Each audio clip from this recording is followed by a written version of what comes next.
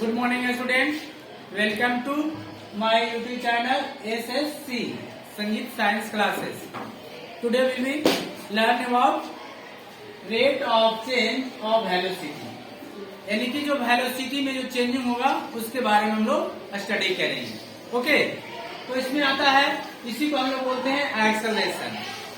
जो एक्सेलरेशन होता है वेलोसिटी में, अगर वेलोसिटी में अगर चेंज हो जाता है तो उसको हम लोग एक्सेलरेशन बोलते हैं. तो कहेंगे rate change in velocity with respect to time is called acceleration. यानी कि समय के साथ वेलोसिटी, यानी वेलोसिटी में जो चेंजिंग आएगा उसको हम लोग कहेंगे क्या हुआ कि एक्सेलरेशन हुआ. एक्सेलरेशन भी दो तरह के होता है, यूनिफॉर्म और नॉन यूनिफॉर्म. उसको हम लोग बाद में देखेंगे. सबसे पहले यूनिफॉर्म एक्सेलरेशन के बारे में देखेंगे कि एक्सेलरेशन होता है क्या. तो एक्सेलरेशन, जैसे सपोज दैट इनिशियल वेलोसिटी, मान लिया जाए यहाँ पे u है.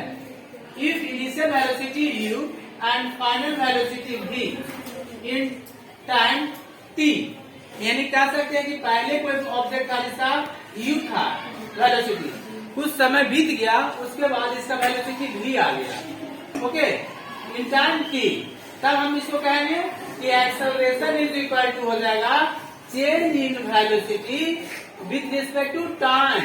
इन्हें टाइम से डिवाइड करेंगे, यानी कि चेंज इन वेलोसिटी पहले था v u और उसके बाद v, कितना टाइम में, t टाइम में. यानी कहने का मतलब हुआ कि जो चेंज होगा, कितना चेंज होगा, मान लें कि 10 हो जाता है, 5 है, तो क्या चेंज कितना किया, पहले 5 था फिर 10 हो गया, यानी कि 10 माइनस 5. उसी तरह से हम लोग करेंगे final velocity minus initial velocity by t. इसी को हम लोग अगर मान लें यहाँ पे टाइम t1 लेंगे तो यहाँ पर टाइम t, सपोज यहाँ पे टाइम t1 था और यहाँ पे टाइम t2 था, तो इसको हम लोग इस तरह से भी लिख सकते हैं. क्या करेंगे, v माइनस u और t2 माइनस t1. तो इसे हम लोग देखेंगे. इसको फिलहाल उस तरह से छोड़ दीजिए और इसी को हम लोग बोलते हैं चेंज इन वेलोसिटी. अगर वेलोसिटी में चेंज होता है उसको डेल्टा भी कहते हैं, डेल्टा v, और चेंज इन टाइम को इसको हम लोग डेल्टा t भी बोलते हैं. ओके, तो इसी तरह से हम कहेंगे S I unit of acceleration.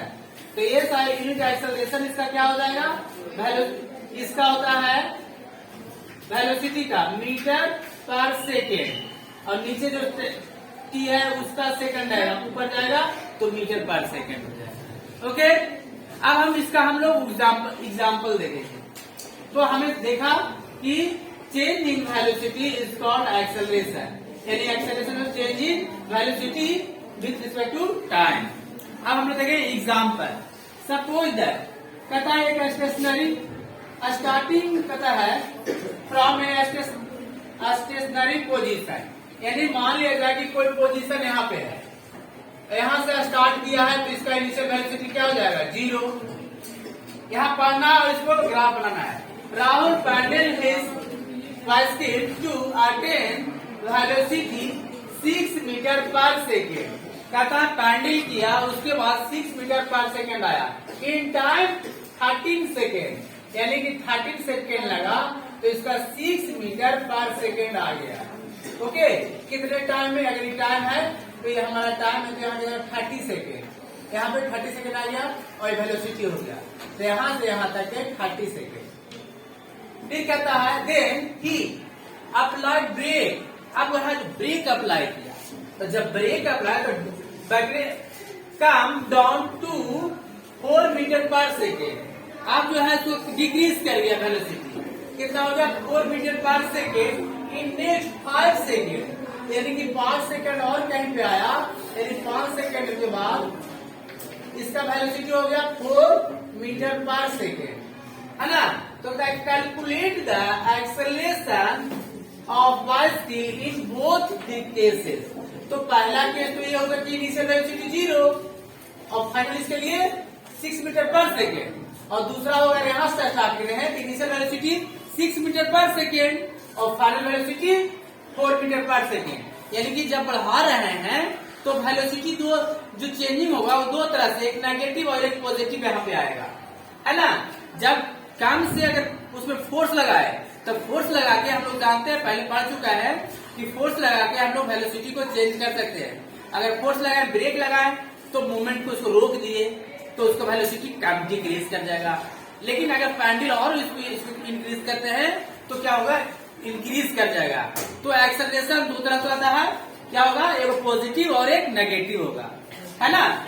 तो सबसे फर्स्ट केस में देखते हैं, इनिशियल वेलोसिटी इक्वल टू 0, यहाँ पे इनिशियल 0 हो गया and final velocity 6 metre per second in कितना टाइम में, यानी 30 सेकेंड, यहाँ 30 सेकेंड लेते हैं।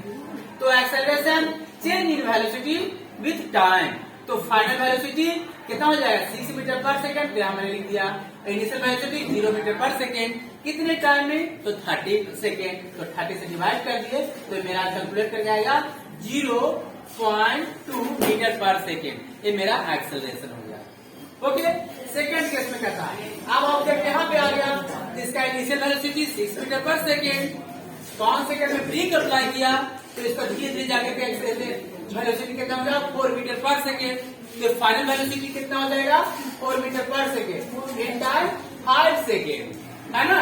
तो हम लेंगे फाइनल वेलोसिटी क्या मिलेगा, final velocity 4 metre per second और इनिशियल कितना ज्यादा था, यानी कि अब नेगेटिव में आएगा। तो जब नेगेटिव में आए इसका मतलब ये समझना कि वेलोसिटी कम लिया था, फाइनल वेलोसिटी क्या है, इनिशियल से कम है, तो -2 मीटर पर सेकेंड और y कितना हो जाएगा, 5 सेकेंड। अब इस तरह से होगा -0.4 मीटर पर सेकेंड स्क्वायर। ये मेरा फाइनल एक्सेलरेशन होगा। ओके, तो आशा करते हैं कि समझ में आया होगा आप लोग को। ओके, और हम लोग नेक्स्ट क्लास में देखेंगे ग्राफ। ओके, वेलोसिटी का, एक्सेलरेशन का, uniform, non uniform. Okay, thank you.